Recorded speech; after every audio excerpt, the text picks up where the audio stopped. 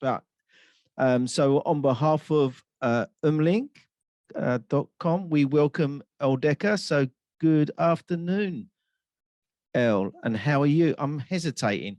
I'm presuming it's good afternoon. Good afternoon. It is a good afternoon. I'm doing well, thank you.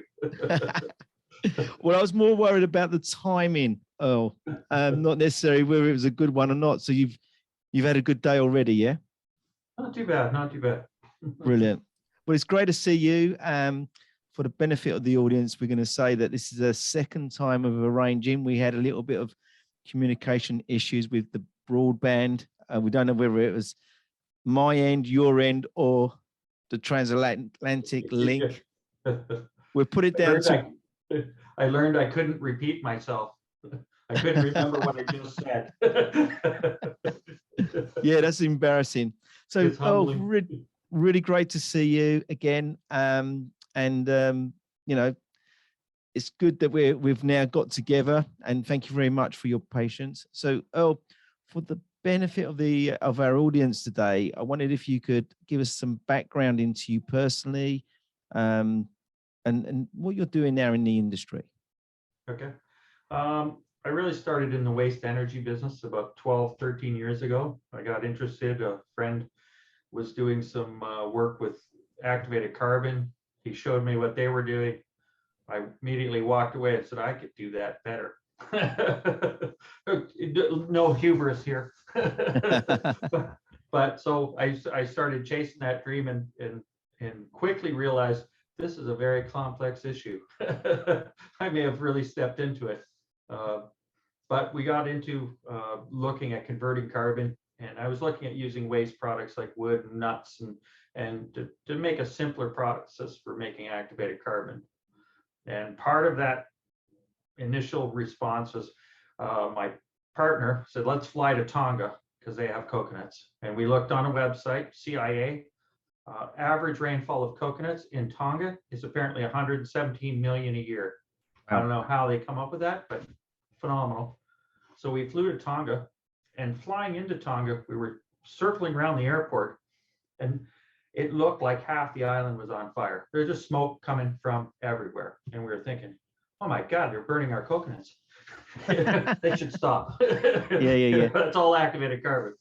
But when we got into onto the ground, and we started meeting with the people, and a couple of people from Tonga started bringing us around to these villages, it was garbage. They were all burning their garbage. And we were just, wow. And everybody just asked, can you process garbage? So in one flight, we switched from activated carbon to garbage.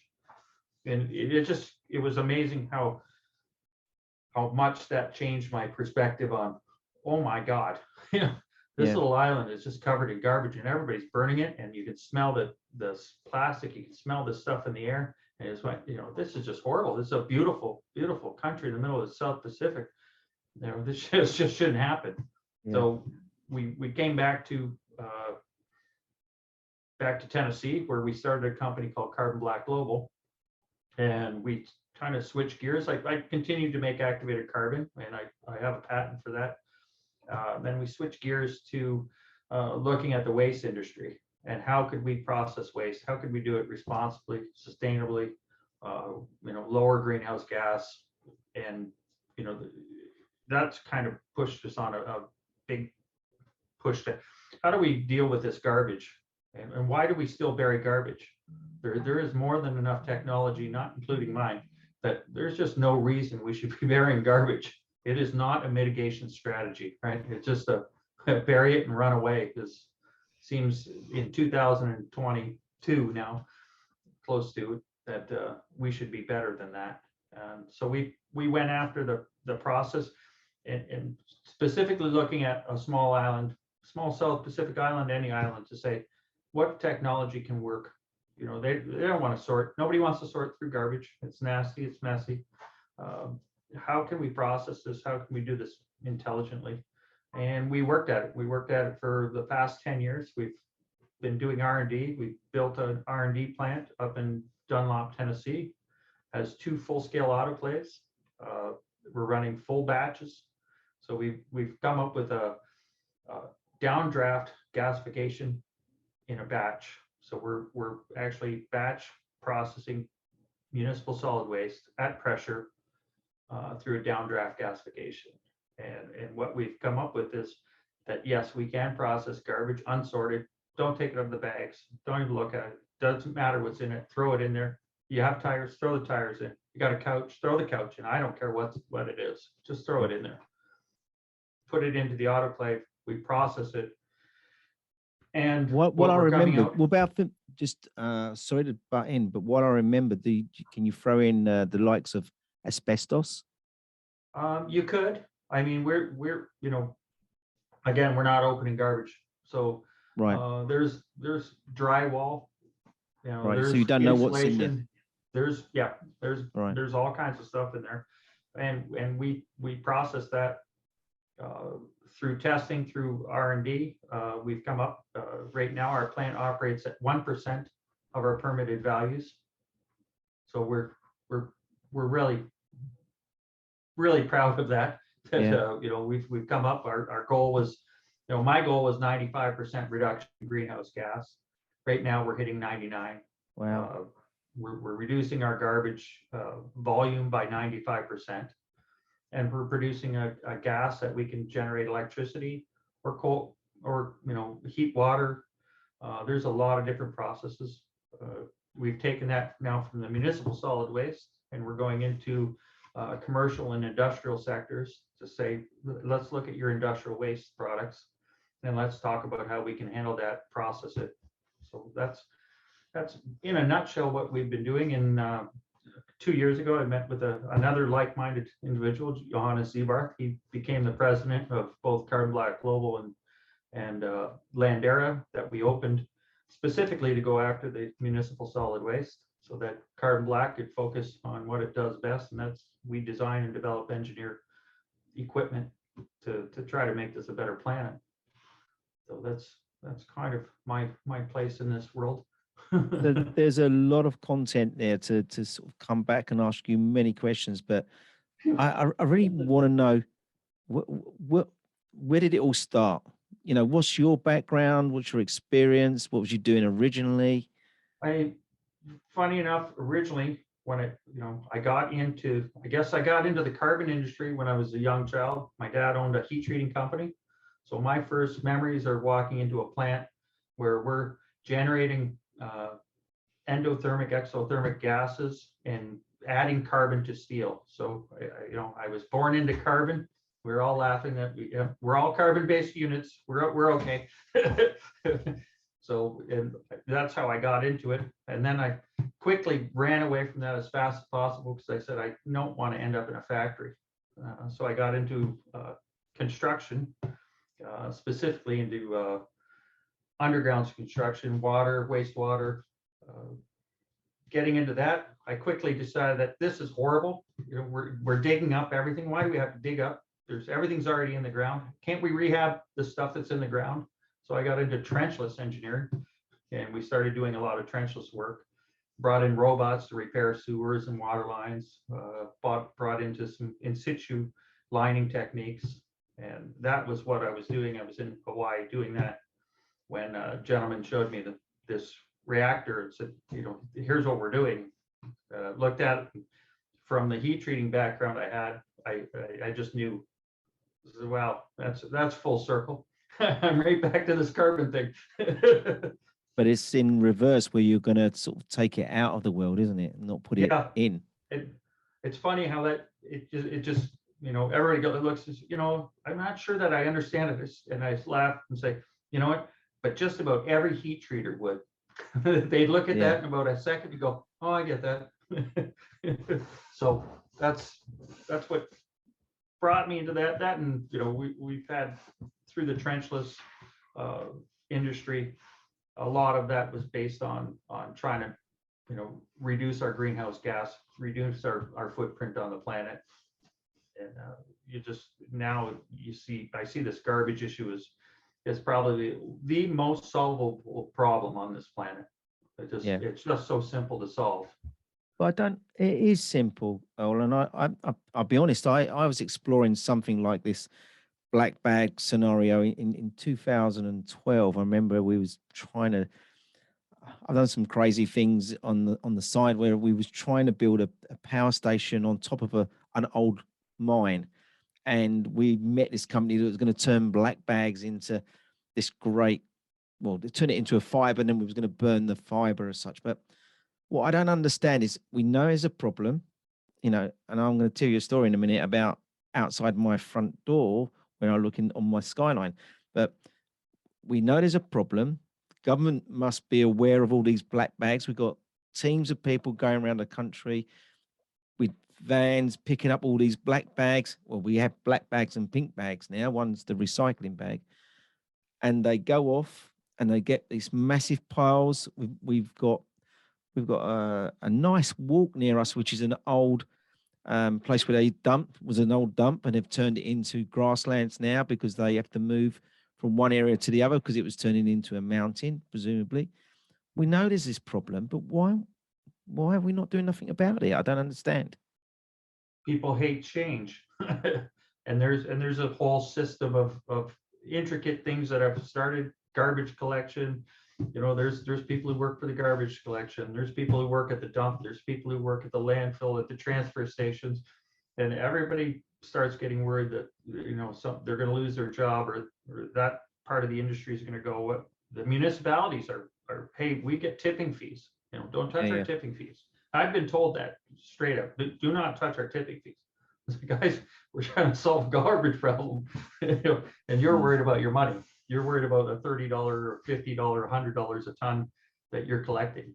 So, you know, but you're burying it in a big pile, you know, guys. But they could still collect it. What's that legacy cost of taking care of that dump for the, you know, a millennia? But it could be turned into this monetization project, couldn't it? Where the dump is now, you build your plant.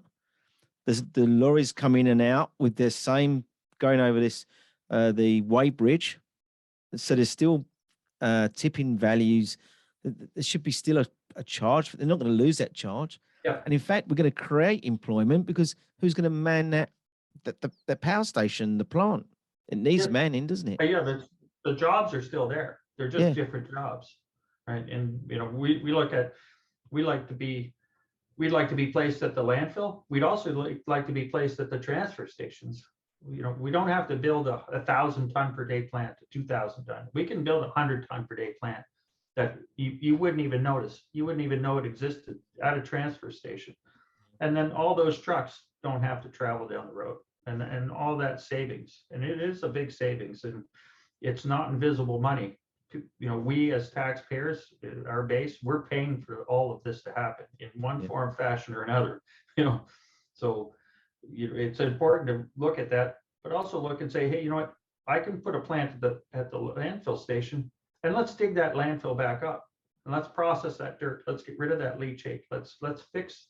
You know, that's not the end problem. It's just that's the beginning. There's a buried lump of garbage there that needs to be dealt with.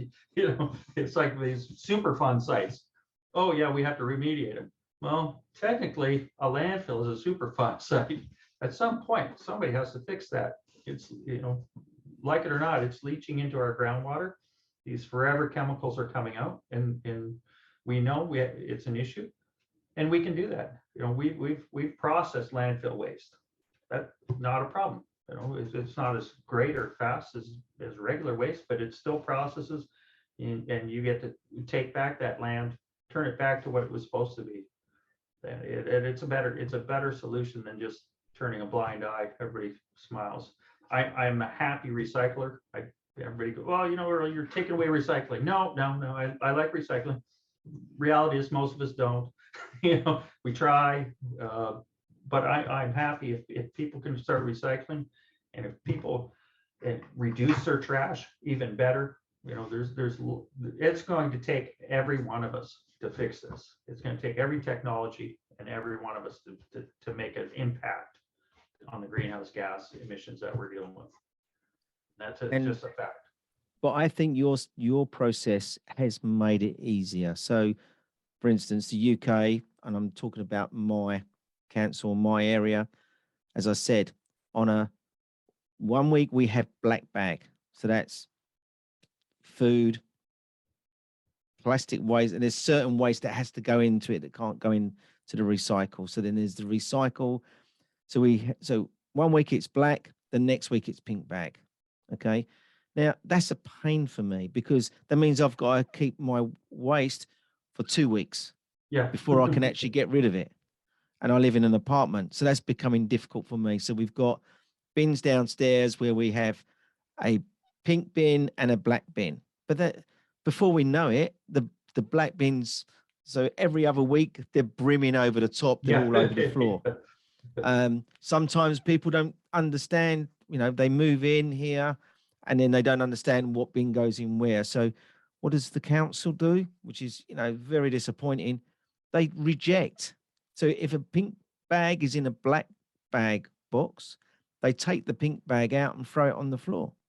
And then the pink bags are slightly transparent. So they will investigate what's in the pink bag. If there's anything that shouldn't be in that pink bag, it gets rejected and they don't take it. Yeah. So then we come along, and I've done it before. You get the pink bag, they've not taken that, so you just put the pink bag into a black bag. Then they Yeah. take it. Problem solved, right? Yeah. The problem for me solved because I've got rid of my bag. That's the problem. But then I've really, something, and this is what I alluded to just earlier. So I came home the other day and I live on a hill because I used to live on Canvey Island, which is below sea level. I now live in Benfleet, which sort of overlooks Canvey Island. And then to my sort of looking east, we've got this dump, which is where they take all the council waste. And I was shocked. 2 weeks ago, I looked across and all of a sudden we've got this new mound that has appeared. And you can see, yeah, a new part of the mountains had appeared. And I'm actually was gobsmacked. I'm going to get a picture. I'm posting that soon. I've got to, because I wasn't too sure, but you could see that and then when you look, you then start to analyze the different grades of ground. You can see where it was originally. And that's why I'm really keen. I need to put you in contact with these people. We need to get rid of that mount, basically. Yeah, it's not sustainable. It's not good in any other way. You just look at it and say that's insane. Why are we continuing to do this? And originally it was incinerators, and everybody hates incinerators. Right? They were better than burying it. Yeah. The methane gas that's coming off these landfills, it's enormous. It's enormous, and everybody's, well, it's capped and it's suctioned off here. Limited. They're the more the satellites fly over, the more greenhouse gas emissions are monitored. Everybody's realizing that. Yeah, that was, most of that wasn't true. That was said about the landfill gases, and they are a major contributor, and it is honestly something that we could fix. Yeah. So, and we've had quite a few Zoom calls, and I shared that picture with you, didn't I, of them tires? I don't know, where was that, Dubai? Yeah. Them tires? Yeah, Kuwait. Yeah. Kuwait. Yeah. That's just shocking. And we had talked a couple of years ago. I talked to some gentlemen out in Kuwait about these tires, and said, Right. and they were, well, would you come out here and just put the plant and then see how it works? So no, no, I will not. But you guys could, look at those tires. Yeah, but it's just wasted ground. I said, last time I checked, property in Kuwait was pretty expensive. Yeah. But it is simple to, a lot of the stuff. We're actually just on a phone call with another island group, and they're saying the same thing. We have a massive tire problem. Okay, can you build a process that would do that? Well, it's the same process. You want to process tires, you want to process garbage, you want to process MSW, biomass. I really don't care what you put in our processors. We can deal with that. I think that it's helping move our technology forward because we have multi-use for it, so that we're not stuck in one genre of garbage or municipal waste. Oh, do you have just one system, yeah, that does everything? Yeah. Right. And we can change the downstream to deal with different chemicals, different things, and Yeah. we're working with a large multinational that's looking at getting rid of their waste. Part of their waste is some of their process water, and we redid a couple of things and said, and tested, and yeah, we could get rid of their process water in our process. And I'm actually using their process water to control my temperatures in my autoclave. Right. So it's, I learned something about probably 12 years ago, 10 years ago, a Russian in theory of invention, Triz, probably changed my life on how I think of problems. Now everything is it's like a division question. How can I get rid of these things? So will this get rid of this? Will this get rid of this? And everything I look at now is, oh, you've got that. Oh, I could use that here. And let's see what we can do with your waste. And let's, look at the end solutions as well. Because they said, well, we need electricity. One town said, well, we need electricity. I said, well, what are you going to do with that electricity? Well, we're going to heat our buildings. Well, how about I just heat your buildings? We way more efficient, versus turning our heat into electricity to turn it into heat. And it's amazing how quickly you could overlook a lot of this stuff. Your alumni, Omlink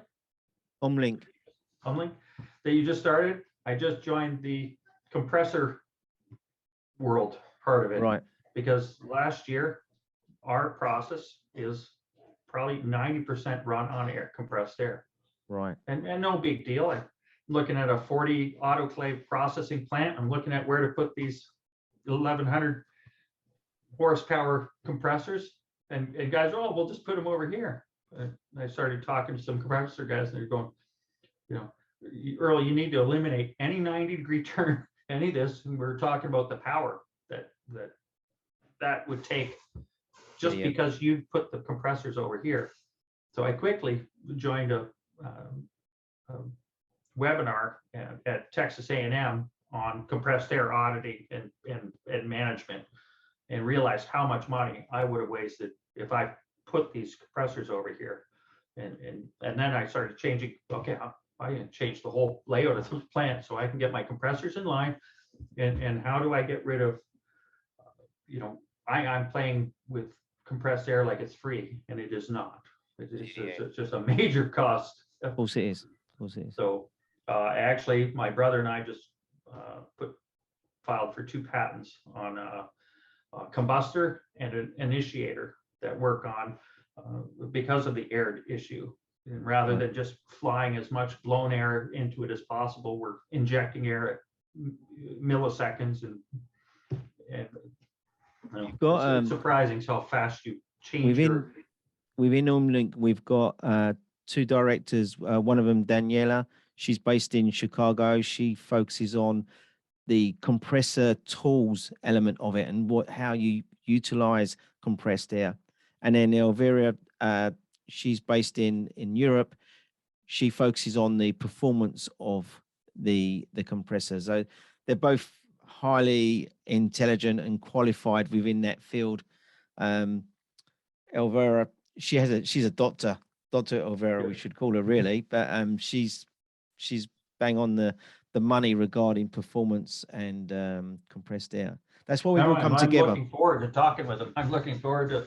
So oh yeah, I'm in. Well, thank you for joining that, and we look forward. We're excited about you being part of that group because of your, what you're doing with waste to energy, which excites me as much as anyone, because from my past of what I've seen. So you mentioned your brother. What does your brother do?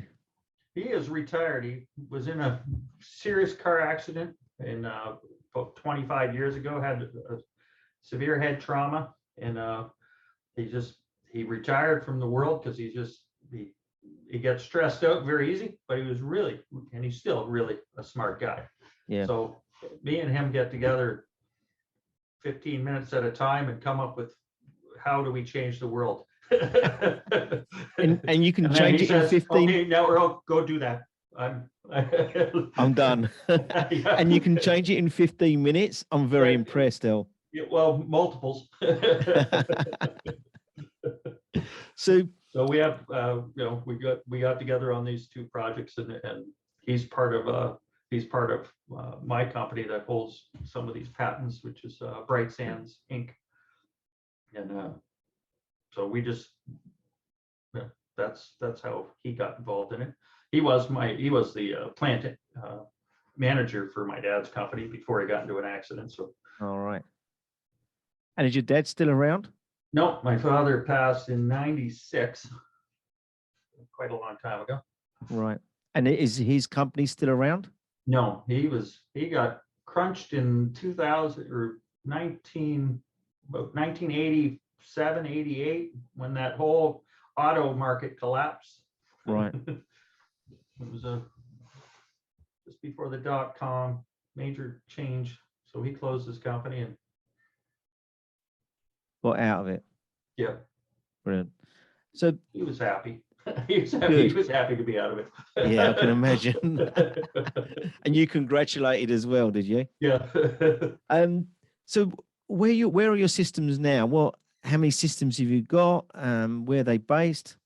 We currently only have our mountain facility. So we've got our two autoclaves that we're working. We're in an MOU with Sequatchie County. We're getting prepared to build a 100-ton per day plant in Sequatchie. I have a couple of meetings next week. They may jump that to 200 tons per day, which I wouldn't mind either. Good. The more garbage I can run. I can't actually talk about where we're about to go, but we have that's about good. 40 plants in the works. 40. Yeah, and then that will come out of the woodwork probably in January, February. Right. All in the US, or are we be- going to see them sprouting out globally? Quite a bit in Europe, Right. a few in the South Pacific, and a couple actually only a couple in the United States. But hopefully, I think over the next course of the year, I think that's going to change considerably. Brilliant. That's fantastic news. And then So any plans for the one in Essex, which I've got absolutely, out my window? I'm ready. Just in the juice, yeah. I need to dig me my tax bill out to find out where I'm paying that money to find out. Yes. Who's picking up my check? It's funny because when we first started this, everybody's talking about, we only pay $35 a ton. I said, really, do you? You think you do? Do you think that actually cost 35? Was there a truck that picked that up? Oh yeah, that's right. Well, that's a different bill. And then I go through this with the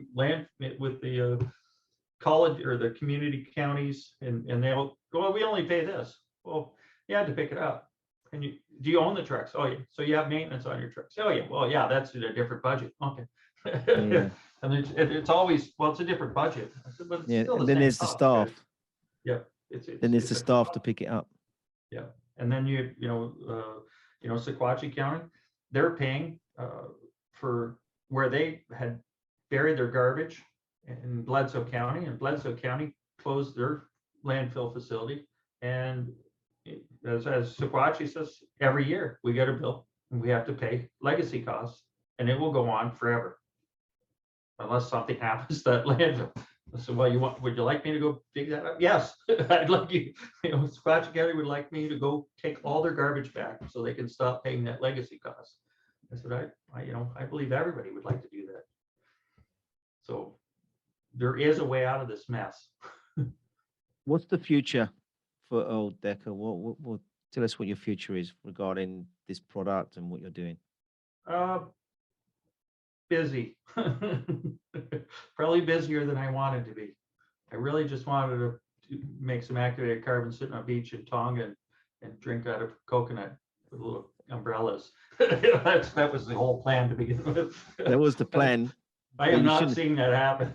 You shouldn't have started putting fires out. Oh, that's your problem. Yeah. So busy, as fast as I can build these plants. We're working on everything that we're doing is 3D modeled.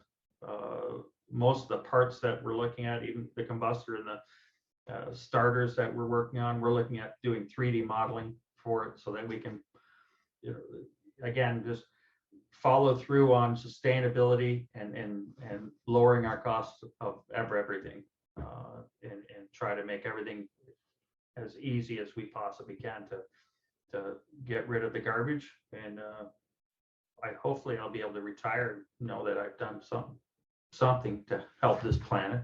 I think just that one plant you've put together has done that. You've paid your dues, and now you're gonna replicate that 40 times, and I think that's absolutely awesome. And well done to you, Earl. Congratulations on that. It'd be fantastic. I'd just be happy.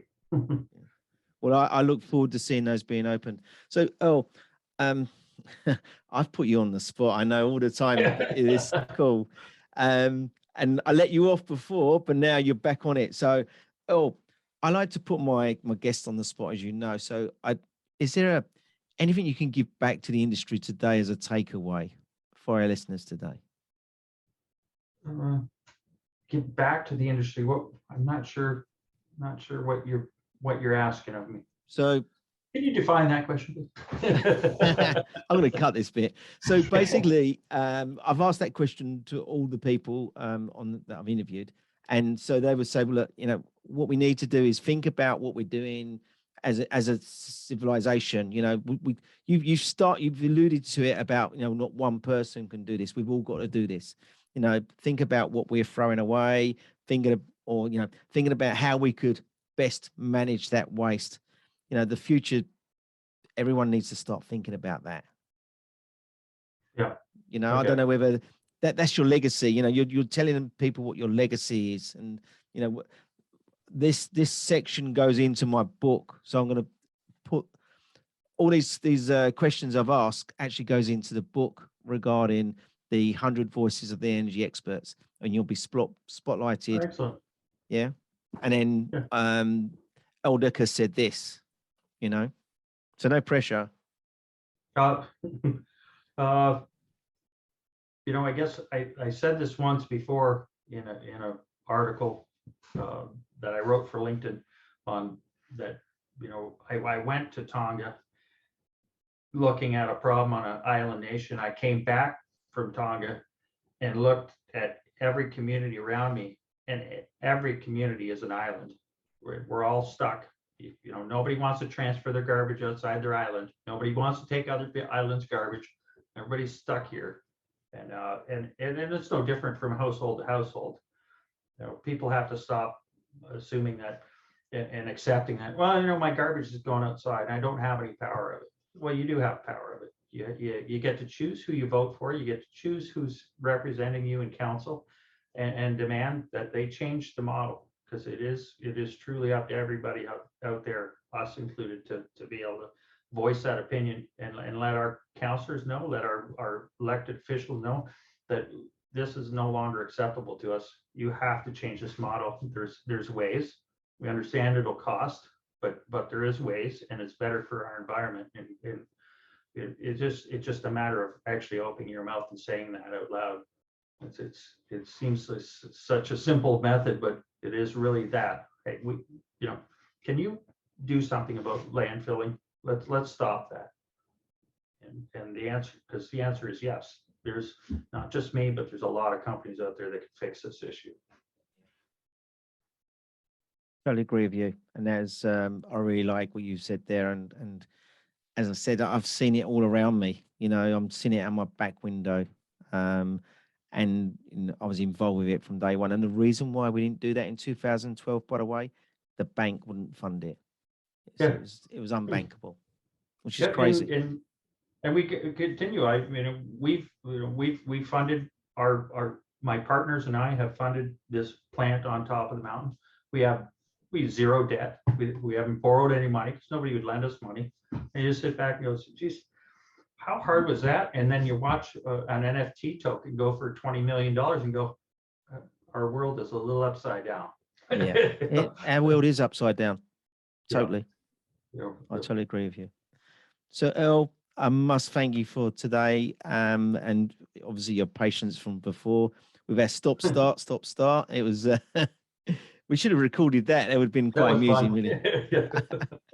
So, Earl, thank you very much. It's late in the day for us, so we're really, we're ready for bed in the UK. But your day's sort of nearly finished. So, thank you very much for joining us. And I'd like to say, you and your family, please be safe in these times. Okay, thank you so much for having me. I appreciate you giving me this opportunity. And you have a great Christmas and to your family as well. Thank you. Cheers.